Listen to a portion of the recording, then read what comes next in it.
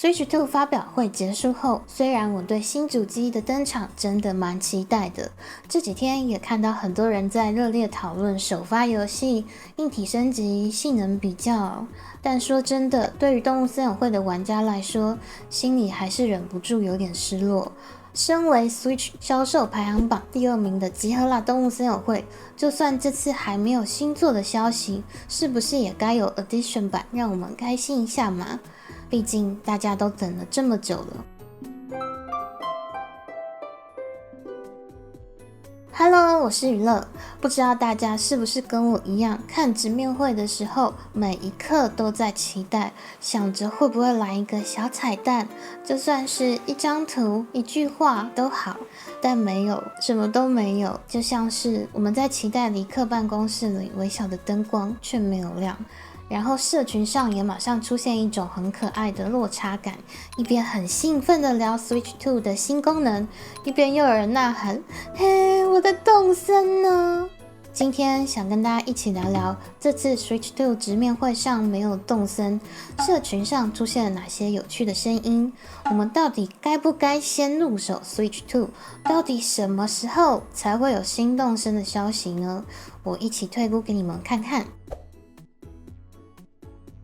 社群上第一个让我印象深刻的就是那种有点被遗忘的感觉。很多人在看发表会的时候，内心都其实还抱着一点希望，哪怕只是一点线索。结果看到最后的预告不是动森，心整个凉了。那种小小的失落感，不是对 Switch 2的不满，而是对没被提到这件事感到惋惜。以集合啦动物森友会的表现来说，会有这样的期待，其实也不意外。这款游戏从2020年上市至今，全球已经卖出超过4600万套，是 Switch 平台上最热销的作品之一。这样的重量级 IP 没有出现在这场发表会上，确实让不少粉丝感到缺了一角。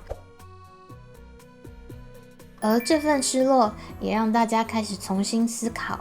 那我们到底该不该先买 Switch 2？ 有些人说自己会等动森版本出来再决定，也有人觉得没有动森的新作就没有非买不可的理由。这种情绪我可以理解，毕竟对于疗愈系慢节奏的玩家来说，我们买主机的原因，往往是为了某一款真的很想花时间陪伴的游戏。如果那款游戏还没出现，就会觉得现在买是不是太早了？不过有人分享说，如果能够转移原本的岛屿，那我可能还是会先买来慢慢等。说到这里，也想跟你们分享一下我的想法。虽然这次没有动森的新作消息，但我自己应该还是会先跟上台湾首发的 Switch 2。除了真的想体验一下新主机的效能以外，也有点期待看看在 Switch 2上玩动森会不会画面更漂亮、更顺。尤其是我自己的岛上真的堆了很多东西，如果能够跑得更顺一点，也许我可以拍一些新的岛上日常，再次分享给你们看。就算是旧游戏，也还是能有新的生活节奏。但在做这个选择之前，有个很关键的问题，大家一定也有想过，我的岛能转移过去 Switch 2吗？这部分我也特别去查了一下，任天堂的技术总监唐田卓宏有说明，集合啦动物森友会的存档是可以转移到 Switch 2上的。不过跟其他储存资料不同，透过官方提供的转移方式转移后，你的岛屿就会完全到新的主机上。无论如何，至少我们知道现在的岛不会被遗忘，还能在新主机上继续生活下去。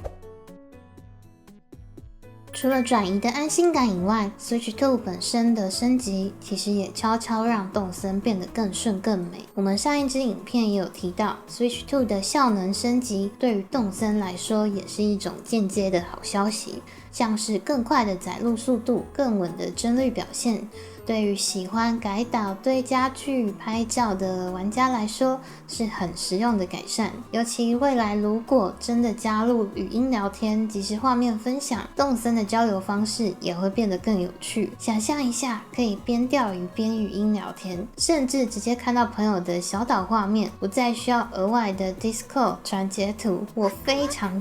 期待这个功能。那如果这些硬体提升已经准备好了，是不是也代表新的动森正在悄悄酝酿当中？这次其实有一个比较关键的小观察是，当公开 Switch 2主机的时候，本家的游戏其实并不多，很多是第三方首发，或是上次直面会已经知道会登场的作品，所以也让我更期待会不会在6月或9月的直面会上会有更多本家作品一次登场。而且我发现，如果用以往公开的节奏来推测新作上市的时间，其实集合啦动物森友会的最早预告是2018年的9月14日公开的，那时候只有雷克出现，短短说了几句话。正式上市则是2020年的3月20日，中间隔了大概1年半左右，所以我自己觉得很有可能是2027年推出新作。而今年9月的直面会，也许就会释出第一个预告，也说不定。也许最快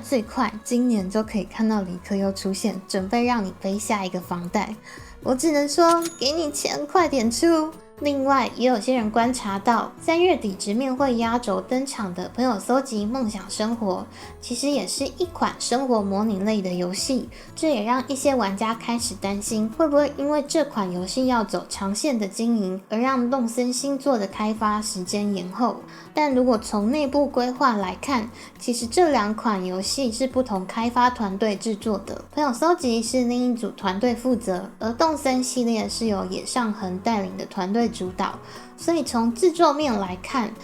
并不会真的互相挡到，我们就乖乖的等待，等野上恒的团队让新的动森更完整吧。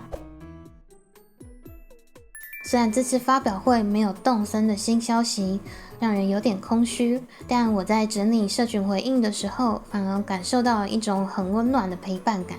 有一位玩家说，我们等这么久了，不差这一次。然后下面一整串人回，对呀，我们会一起等。那种一起等的感觉真的有疗愈到我。就像我们虽然不知道星座什么时候会来，但至少我们还有彼此，还有我们的小岛，还有可爱的岛民。那今天的分享就到这边。如果你有看到什么让你印象深刻的讨论，或对动森未来的想象，也都可以跟我说说。你们觉得，如果真的出了新一代动森，你最希望新增什么样的功能，或是你最想用什么方式打造你的小岛？请大家留言让我知道哦，我真的会去看每一则留言。如果之后有新消息，我也会第一时间分享给大家。那大家记得帮我点个喜欢，我们下次可以一起来聊聊梦想中的动森会是什么样的。记得订阅，开启小铃铛，我们下次见哦，拜拜。